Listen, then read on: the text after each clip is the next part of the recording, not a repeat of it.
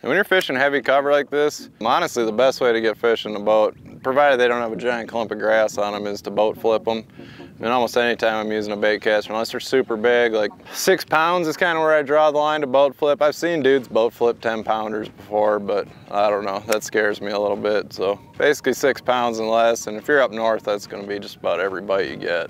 Especially if I got a single big hook. And this is different if you're crankbait fishing or, you know, drop shot fishing with a little light rod and spinning rod. If I'm throwing a Texas rig, Tokyo rig, big jig, something with a big single hook in it, I'm gonna try to boat flip every one. I think you lose a lot less fish not messing with them and just go ahead and boat flip them. But there is a timing thing to it too, I've noticed. You definitely want that fish's momentum coming up when you go to boat flop them. Like, I've seen guys lose them, and I've done it too. Like, you get the fish up by the boat and he goes to make that hard run down, and that's when you try to boat flip them, and you'll lose a lot of fish that way. If you just kind of weather the storm through that little dig, and then when he starts to come back up, that's the time you want to take your momentum with him. Or if he tries to jump by the side of the boat, that's an awesome time to just jerk him in. You know, you're gonna fight the fish, hit them hard, wind them up to the boat, and then I'll grab up here on my rod. I don't like to go way up here. That's where you see guys start to break your rod if they get way up high when they go to boat flop them. I'll just put another hand just right in front of the reel seat, use the fish's momentum, and just get them over the rail. And you don't gotta jerk them sky high. I try to just make sure they clear the rail and get in the boat. But easy way to land fish when you're you know, fishing heavy tackle and big single hooks. Now you can do it on treble hook baits too, but if I'm gonna do it on treble hook bait, I wanna get a good look at how that fish has it. Make sure he's got multiple trebles in his mouth before I go to do it. If he's just got one barely on there, that's probably not the best one to boat flip. It's probably when you wanna get down and grab him on side or get the net or whatever. But another thing you wanna keep in mind when you do go to boat flop that fish, momentum's like the biggest thing, getting that fish coming towards the boat to do it.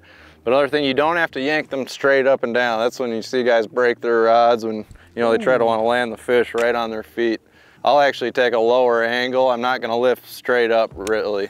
I'm kind of more like 45 and swing them across the deck of the boat versus straight up and down. Because a lot of times when you do that, you'll see them, you know, the guy will come straight up with it and the fish will come down and he'll try to grab the line and miss or something, and all that.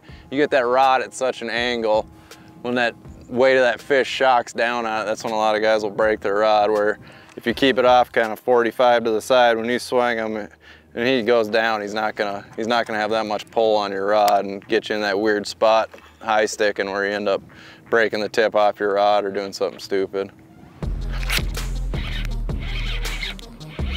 There's a good one. Okay, so we got a big one on. That would have been a good time to boat flip him, but definitely want that head up and coming. Swing him in. Nice chunky bass.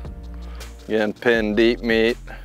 It seems like the straight shank will hit right there and kind of like just slide on that bone, where I feel like with the ringed hook, it kind of takes the, I mean, that thing ain't going anywhere.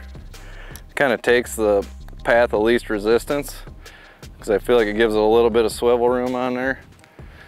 Rather than just hitting that bone and sliding like a straight shank will, I feel like it hits that bone and kind of kicks off and just takes like softer meat. And it seems like it hooks them a lot better.